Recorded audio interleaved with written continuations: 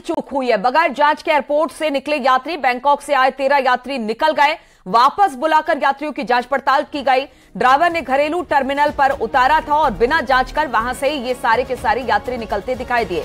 बताया जा रहा है कि अमौसी एयरपोर्ट पर बैंकॉक से फ्लाइट आई थी जिसमें से 13 यात्री निकल गए, लेकिन उनकी कोई चेकिंग नहीं हुई, किसी तरह की कोई जांच नहीं हुई। बाद में जब अपनी भूल का पता चला तो वापस उन्हें बुलाया गया। वापस बुलाकर यात्रियों की जांच की गई है। ड्राइवर ने घरेलू टर्मिनल पर उतारा था, इसलिए शायद जांच नहीं हुई, लेकिन चाहे वो घरेलू हो या फिर इंटरनेशनल फ्लाइट हो, हर जगह पर जांच होती है। लेकिन इन जो भी यात्री थे जो वहां से निकल रहे थे उनकी जांच नहीं की गई। एक बड़ी चूक सामने आई है। बगैर जांच के अमौसी एयरपोर्ट पर ये तमाम यात्री, करीब करीब 13 यात्री बताए जा रहे हैं, जो बैंकॉक से आए थे, इंटरनेशनल फ्लाइट से आए थे, उन्हें ऐसे ही जाने दिया गया। हालांकि जब हम देखते हैं कि घरेलू उड़ान जब होती है तो जाते वक्त तो जांच की जाती है, लेकिन आते वक्त किसी तरह की जांच नहीं की जाती। लेकिन जब इंटरनेशनल फ्लाइट से कोई भी यात्री हवाई अड्डे पर उतरता है तो उसकी प्रॉपर जांच की जाती है। लेकिन एक बड़ी चूक सामने आई है। बातचीत करने के लिए मोहम्मद शबाब इस वक्त हमारे साथ जुड़ गए हैं। शबाब, आखिर किस तरह से इनको जाने दिया गया? किसी तरह की जांच नहीं की गई, अब लापरवाही किस तरह से सामने आई है, इस पर कुछ एयरपोर्ट अथॉरिटी कुछ कह रहा है? और देखिए, असल में इसमें ड्राइवर की चूक बताई जा रही है, क्योंकि जब इंटरनेशनली फ्लाइट लैंड होती है तो उसका जो ड्राइवर होता है फ्लाइट से निकलने के बाद यात्रियों को इंटरनेशनली टर्मिनल पर लेकर जाता है। लेकिन ये कुछ मिसकम्युनिकेशन हो गया या क्या चूक रही, इस बात की जांच हो रही है। ड्राइवर उन अंतर्राष्ट्रीय यात्रियों को कैसे लेकर डोमेस्टिक पर आ गया, या ये जो अंतर्राष्ट्रीय यात्री थे वो कैसे डोमेस्टिक की बस में बैठ गए, इन तमाम बिंदुओं पर जांच हो रही है। लेकिन ये एक बड़ी निश्चित तौर पर चूक है। 13 लोग जो बैंकॉक से आए थे राजधानी लखनऊ, जिसमें एक विदेशी नागरिक भी था, और ये 13 ही लोग जो हैं वो बिना जांच के राजधानी लखनऊ के अमौसी एयरपोर्ट से बाहर निकल गए। हालांकि जब अफसरों को ये बात पता चली कि एक बड़ी चूक हो गई है, आनन फानन में उन यात्रियों की डिटेल निकाली गई, उन्हें कॉल करके वापस बुलाया गया, उनकी हालांकि जांच पड़ताल कर ली गई है। लेकिन ये चूक जो है वो निश्चित तौर पर बड़े गंभीर सवाल खड़े कर रही है कि अमौसी एयरपोर्ट जो अंतर्राष्ट्रीय लेवल का बड़े पैमाने का मानक का एयरपोर्ट है, यहाँ पर इतनी बड़ी चूक कैसे हो गई। लेकिन फिलहाल जो जानकारी हमको मिल रही है उसमें जो बस का ड्राइवर है उसकी चूक बताई जा रही है। उसने जो है वो अंतर्राष्ट्रीय टर्मिनल पर यात्रियों को उतारने की बजाय डोमेस्टिक पर उतारा। बिल्कुल, तो अंतर्राष्ट्रीय हवाई अड्डे पर उतारने की जगह डोमेस्टिक पर उतारी, इसलिए किसी तरह की जांच नहीं हुई। जब एयरपोर्ट अथॉरिटी को अपनी गलती का एहसास हुआ तो उन्होंने जो तमाम 13 यात्री थे उनकी जांच पड़ताल कर ली। बहुत बहुत शुक्रिया आपका शबाब, जानकारी देने के लिए। और फर्रुखाबाद से बड़ी खबर आ रही है। यहां पर ट्रेन से कटकर 3 युवकों की मौत हो गई है। शादी समारोह में ये युवक आए हुए थे। मैनपुरी से बारात में ये युवक आए थे। रेलवे ट्रैक पर युवकों का शव मिला है। फर्रुखाबाद दिल्ली रेलवे ट्रैक पर यह हादसा हुआ है, जहां पर इन तीनों के शव मिले हैं।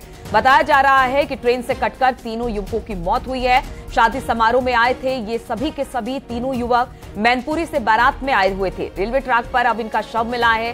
किस तरह से आखिर ये ट्रैक पर आए, किस तरह से ये दुर्घटना हुई है, फिलहाल इसकी जांच पड़ताल की जा रही है। फर्रुखाबाद रेलवे जो ट्रैक है उस पर इन तीनों का शव मिला है। फर्रुखाबाद से बड़ी खबर आ रही है, तस्वीरें भी हम आपको दिखा रहे हैं। बेहद दर्दनाक हादसा हुआ है। ट्रेन से कटकर 3 युवकों की मौत हुई है। शादी समारोह में बताया जा रहा है कि ये तीनों युवक शामिल होने आए थे। मैनपुर से बारात में आए थे ये तीनों युवक। रेलवे ट्रैक पर किस तरह से गए, किस तरह से इनकी मौत हुई है, दुर्घटना किस तरह से हुई है, अब इसकी जांच पड़ताल की जा रही है। बताया जा रहा है ये जो ट्रैक है जहां पर तीनों का शव मिला है वो फर्रुखाबाद दिल्ली रेलवे ट्रैक बताया जा रहा है। तो आप देख सकते हैं तीनों शादी समारोह में शामिल होने आए थे युवक, लेकिन रेलवे ट्रैक पर किस तरह से गए, किस तरह से ये दुर्घटना घटी है, फिलहाल पुलिस इसकी जांच पड़ताल कर रही है। परिजनों का रो रो कर बुरा हाल है। ये जो रेलवे ट्रैक है, बताया जा रहा है कि फर्रुखाबाद दिल्ली रेलवे ट्रैक है जहां पर ये इन तीनों के शव मिले हुए हैं। बातचीत करने के लिए सूर्य वाजपेयी इस वक्त हमारे साथ फर्रुखाबाद से जुड़ गए हैं। सूर्य, किस तरह से ये हुआ हादसा, आखिर ये तीनों युवक यहां कैसे पहुंच गए? देखिए, मैं आपको बताऊं, ये फर्रुखाबाद जनपद में दर्दनाक हादसा हुआ है। सबसे बड़ी बात है कि ये तीनों युवक थे पड़ोसी जनपद जो मैनपुरी है उसके एक ग्राम से या एक बारात में आए हुए थे। देर रात बारात से ये युवक जो थे किसी तरीके से ट्रैक पर पहुंचे हैं, जिसकी पुलिस जो है जांच कर रही है। और तीनों युवक एक साथ जब वहां सुबह महिलाएं शौच के लिए गई तो कुल मिलाकर उन महिलाओं ने जो था इन युवकों को पड़ा देखा। इसकी सूचना मौके पर पुलिस को दी गई है। फिलहाल जो है फॉरेंसिक टीम और पुलिस जो है स्थानीय स्तर पे पता करने की कोशिश कर रही है कि ये तीनों युवक ट्रेन की इस ट्रैक पर कैसे पहुंचे। जी ठीक है सूर्या, बहुत बहुत शुक्रिया आपका जानकारी देने के लिए।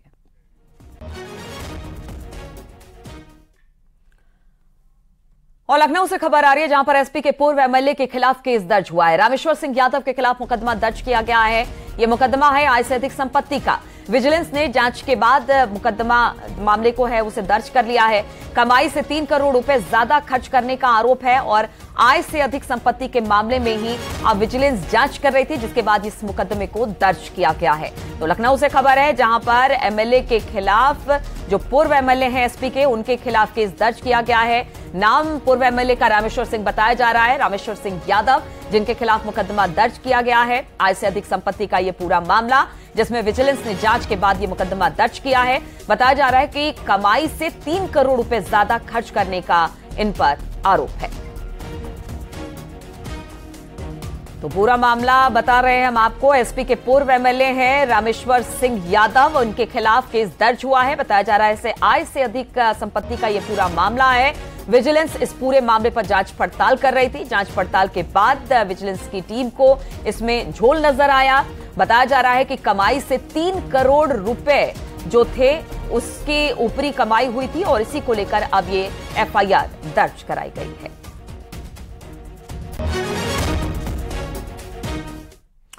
और बिकरू कांड से जुड़ी बड़ी खबर है। आईपीएस अनंत देव को क्लीन चिट मिल गई है। राज्य और केंद्र की जांच में क्लीन चिट। कानपुर के डीआईजी ने अनंत देव थाने का निरीक्षण न करने का आरोप भी लगाया था। विकास दुबे को टॉप 10 अपराधी नहीं बनाने का था आरोप। जांच में आरोपों की पुष्टि नहीं हुई है, जिसके बाद अब क्लीन चिट मिल गई है। तो बिकरू कांड से जुड़ी इस वक्त की बड़ी खबर हम आपको बता रहे हैं। आईपीएस अनंत देव को अब क्लीन चिट मिल गई है।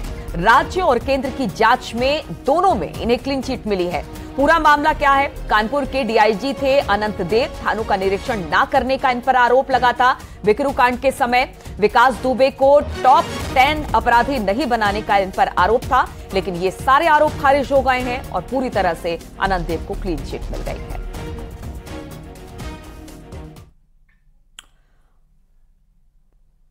और धर्म परिवर्तन के मामले थमने का नाम नहीं ले रहे हैं। कौशांबी में धर्म परिवर्तन का एक और मामला सामने आया। चंगाई सभा की आड़ में लोगों का धर्मांतरण कराकर ईसाई बनाने का खेल खेला जा रहा था। 3 नामजद और अज्ञात के खिलाफ पुलिस ने केस दर्ज किया है। पुलिस ने एक आरोपी को गिरफ्तार किया है। मामला थाना सराय अकील के कोटिया गांव का है। तो पुलिस ने एक आरोपी को अरेस्ट किया है। कौशांबी में भी धर्म परिवर्तन का एक मामला सामने आया है। कौशांबी में धर्म परिवर्तन के मामले में बताया जा रहा है कि चंगाई सभा की आड़ में लोगों का धर्मांतरण कराकर ईसाई बनाने का खेल खेला जा रहा था। 3 नामजद और अज्ञात के खिलाफ पुलिस ने केस दर्ज करा दिया है। पुलिस ने एक आरोपी को भी इसमें गिरफ्तार किया है। ये पूरा मामला सराय अकील के कोटिया गांव का है। तो कभी धर्म परिवर्तन के नाम पर हिंदू से मुस्लिम बनाना, कभी ईसाई बनाना, और कौशांबी में धर्म परिवर्तन का ये मामला सामने आया है, जहां पर बताया जा रहा है कि चंगाई सभा की जाती थी। इसकी आड़ में लोगों का धर्मांतरण कराकर ईसाई बनाने का खेल खेला जा रहा था। बातचीत करने के लिए भारत सिंह इस वक्त हमारे साथ हमारे संवाददाता जुड़ गए हैं। भारत, कब से चल रहा था ये खेल? कौशांबी में ईसाई मिशनरियों का मकर जाल कुछ इस कदर फैला है जो पुलिस के भी इस मामले में पसीने छूट रहे। फिलहाल ताजा मामला की बात करें तो कौशांबी जिले के सराय स्थित थाना इलाके के कोटिया गांव से सामने आया है, जहां अनुसूचित जात के गरीब लोगों को प्रलोभन देकर के उनका ब्रेन वॉश पहले किया जाता है। साधु रोगों को ठीक करने के नाम पर उन्हें चमत्कार दिखाया जाता है, फिर सामूहिक तरीके से उनका धर्मांतरण करा दिया जाता है। तो पुलिस ने इस मामले में 3 नामजद और कुछ अज्ञात लोगों के खिलाफ केस दर्ज किया है और एक आरोपी पास्टर को गिरफ्तार भी किया है। अगर बात करें तो धर्मांतरण के 2 दिन पहले मंझनपुर कोतवाली इलाके से भी ऐसा ही मामला सामने आया था, जिस मामले में भी सामूहिक धर्मांतरण के आरोप में एफआईआर दर्ज की गई। तो पुलिस ने उस मामले में भी एक आरोपी को गिरफ्तार करके जेल भेज दिया है। तो साफ कहा जा सकता है कि वर्ल्ड विजन संस्था नाम की जो संस्था है, जो मूल रूप से देश के कई राज्यों में धर्मांतरण। दारा, आपने बताया कि इससे पहले भी एक और मामला आया था, तो क्या इन्हीं की संस्था से जुड़ा वो भी मामला था या फिर अलग अलग तरीके से अलग अलग जगहों पर ये सब कुछ हो रहा है?